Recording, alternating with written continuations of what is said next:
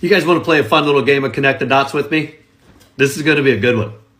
So we've got all this news and information about this massive fraud scheme that's coming out of Minneapolis in the Somali community. So I was like, I'm very curious if we could figure out what percentage of that fraud in that Somali community that I think is now totaled somewhere around $2 billion over 4 or 5 years that is stolen from the Minnesota taxpayer. A lot of it shipped overseas to Somalia, where Al-Shabaab, a terrorist group offshoot of Al-Qaeda, was taking their cut. By the way, Minnesota taxpayer is the largest funder of Al-Shabaab.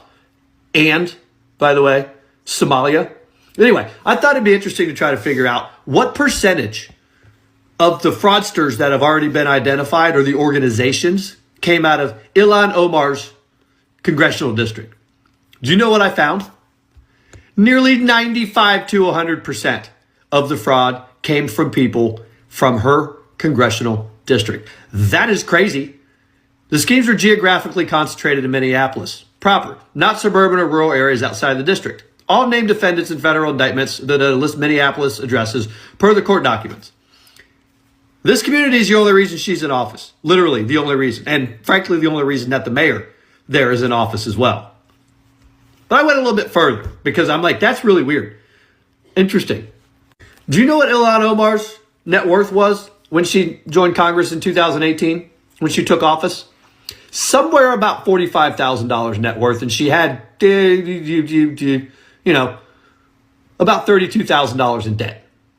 That's not very much. Okay, so that's some open secrets. About $45,000 net worth when she took office in 2018. Do you know what it is now? So Ilhan Omar, when she takes office in 2018, is about $45,000 in debt. If we just account for the midpoints. Do you know what her net worth is now? Somewhere between $6 million and $30 million. We'll call $18 million the midpoint.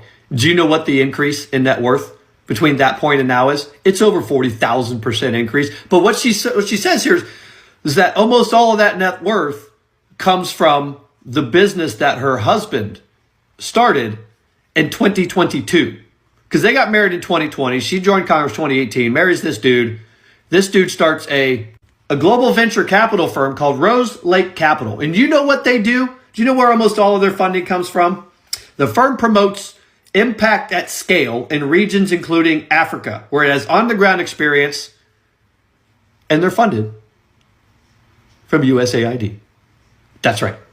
Yeah, they're funded from USAID. Yeah, so their LinkedIn activities references webinars on USAID related activities. That's how you get rich in Congress.